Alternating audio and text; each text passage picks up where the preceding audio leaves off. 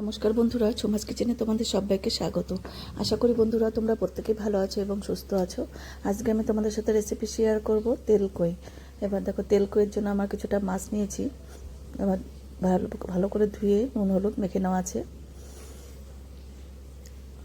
এবার সর্ষের তেলে আমি রান্নাটা করব। তোমরা চাইলে সাদা তেলেও রিফাইন তেলেও রান্না করতে পারো।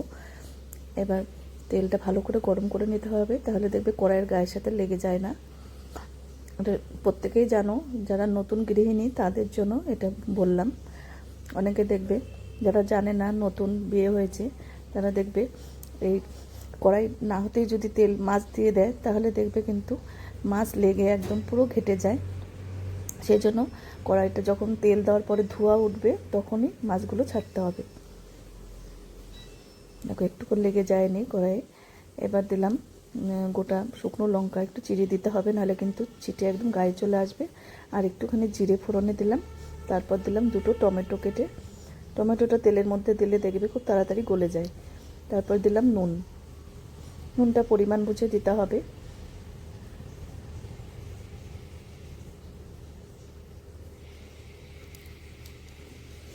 এবার দিলাম জিরে বাটা।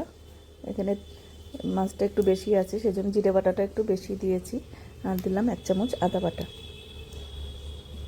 আমি জিরে বাটা দিয়েই করছি। তোমরা অনেক সময় আমি গুঁড়ো মশলা দিয়েও রান্না করি, তোমরা চাইলে গুঁড়ো মশলা দিয়েও করতে পারো।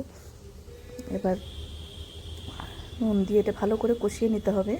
যেহেতু কাঁচা জিরের খুব গন্ধ থাকে, খুব ভালো করে যাতে কষিয়ে নিলে তাহলে দেখবে গন্ধটা থাকে না। যতক্ষণে না তেলটা ছাড়ছে ততক্ষণই কিন্তু কষাতে হবে। দেখো, আস্তে আস্তে তেল ছাড়তে শুরু করেছে। দেখো, যখনই দেখবে তেল ছাড়তে শুরু করেছে, তখনই কিন্তু বুঝতে হবে যে কষানো কিন্তু হয়ে গেছে।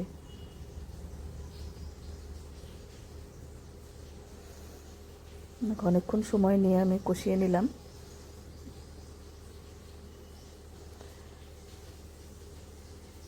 এবার জল দিয়ে দিলাম।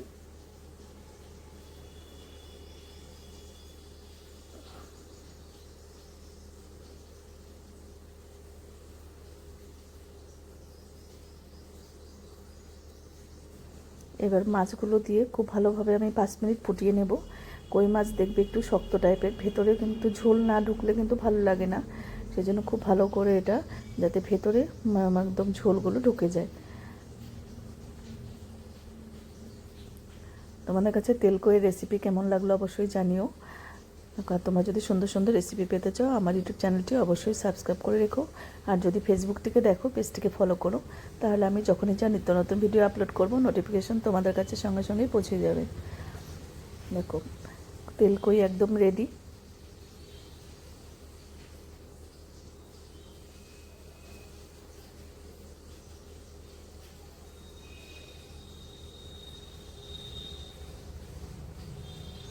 এবার একটু গরম মশলার গুঁড়ো দিলাম।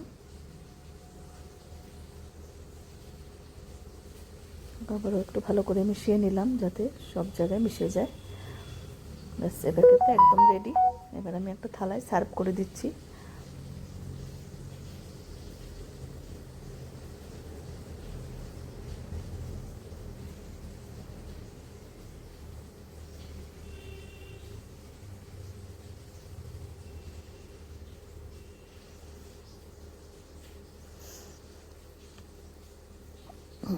আজকে তাহলে আমি এখানেই রাখছি। এরপরের দিন আবার নতুন কোনো রেসিপি নিয়ে তোমাদের সামনে হাজির হয়ে যাব।